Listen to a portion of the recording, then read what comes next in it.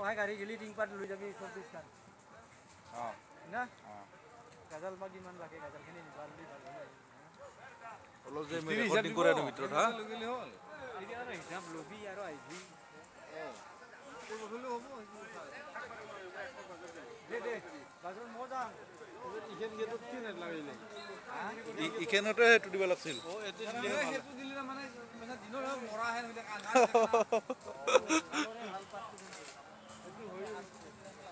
দিনত কিন্তু ভাই গেধেন নাপে হাউলিৰ মাহাত এনে হলে থৈ আনিব লাগে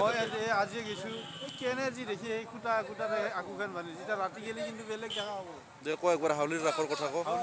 বঢ়িয়া একদম যি সুন্দৰ মানুহ যি বস্তু ঠাণ্ডা নিচিনা নহয় আৰু বঢ়িয়া ঠাণ্ডাত বহুত হৈছে অঁ